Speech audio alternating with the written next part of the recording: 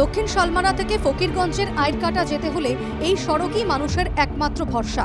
প্রতিদিন হাজার হাজার মানুষ এই সড়কে যাতায়াত করেন, কিন্তু গত কয়েকদিনের বৃষ্টিতে অস্তিত্বহীন অবস্থায় পড়ে রয়েছে অত্যন্ত গুরুত্বপূর্ণ এই সড়কটি।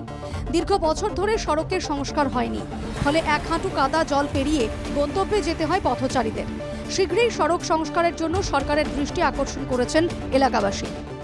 এই রাস্তাটা চলিব না জানি একদম বিয়া হয়ে গেছে। তার মানে যে এর রাস্তাটা হনকালে তার মানে যে সরকারি লেভেলে তার মানে যে রাস্তাটা ভাল করবে লাগে সেইটো এইটো রাস্তাটা আপনার দাফানপাড়া টু তার মানে আইরকাটা। এই রাস্তাটা খুবই বেয়া, এই রাস্তাটো যোগাযোগ একদম খুবই বেয়া হয়েছে। এই রাস্তাটো হাজার হাজার গাড়ি এই রাস্তাটো মানে চলে, সেইকাৰণে মানুহ খুব অসুবিধা হৈছে। আমি সোনকালে ডিসি মহোদয়ক অনুরোধ করু সোনকালে এই রাস্তাটো মেরামতি করে দিব লাগে। বর্তমান কি যাতায়াত ব্যাহত হয়ে আছে? একদম বেয়া হয়ে গেছে। বেয়া মানে আপোনালোক চাওক, ইমান মানে আরাম রোড টু বসাইমারি যিমান বেয়া হয়েছে মানে আঠুৱানিকৈ ডাইভ হৈ গৈছে।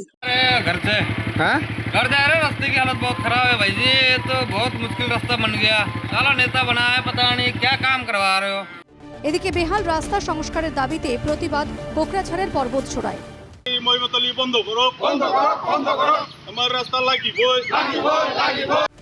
৩ বছর ধরে এই সড়কের সংস্কারের কাজ চলছে, কিন্তু আজ পর্যন্ত সংস্কারের কাজ শেষ হয়নি।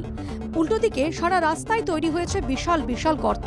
বৃহস্পতিবার বেহাল সড়ক নিয়ে নির্মাণ সংস্থার বিরুদ্ধে বিক্ষোভ দেখান এলাকাবাসী।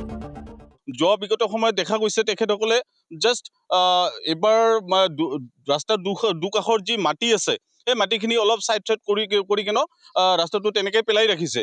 আজি দীৰ্ঘকালৰ পৰাই এনেকুৱা ৰাস্তাটো পেলাই ৰখাৰ ফলত অলপ বৰষুণৰ পানী দিয়াৰ লগে লগে ৰাস্তাত এগাটোলৈকে এককালৈকে পানী হ'ব লগা মানে পানী হোৱা পৰিলক্ষিত হৈছে। গতিকে দেখা যায় ইয়াত এই অঞ্চলৰ বিভিন্ন ছাত্ৰ ছাত্ৰীসকলে এইটো ৰাস্তাৰে স্কুললৈ যাব লগা হয়, কলেজলৈ যাব লগা হয়। আৰু ইয়াত যিহেতু ঐতিহ্য মণ্ডিত এখন মামোহা স্নানঘাট মন্দিৰ আছে, গতিকে এই মন্দিৰখনতো বহুত দূৰ দূৰণিৰ পৰা বিভিন্ন ধৰণৰ ভক্তপ্ৰাণ ৰাইজে ইয়াত সমবেত হয় বা আহে তেখেতসকলে পূজা অৰ্চনা কৰিবৰ কাৰণে। তেখেতসকলেও বিভিন্ন সময়ত দেখা গৈছে যে ইয়াত এই ৰাস্তাটোৰ কাৰণে তেখেতসকলে যমতাৰণত ভুগিব লগা হৈছে। শুধু এই সড়ক দুটি নয়, জেলায় জেলায় বেহাল হয়ে আছে বহু গ্রামীণ সড়ক। কোথাও সংস্কারের টাকা বরাদ্দ হয়েছে, কিন্তু কাজ হচ্ছে না। আবার কোথাও সংস্কারের উদ্যোগ নেয়নি সরকার। ফলে বর্ষার আগেই চরম দুর্ভোগের শিকার হতে হচ্ছে সাধারণ মানুষকে। প্রশ্ন উঠছে ডাবল ইঞ্জিনের সরকারের কর্মদক্ষতা নিয়েও। দক্ষিণ শালমারা থেকে জাফর আলী ও বিলাসীপাড়া থেকে অবিনাশ শীলের রিপোর্ট, NK টিভি বাংলা।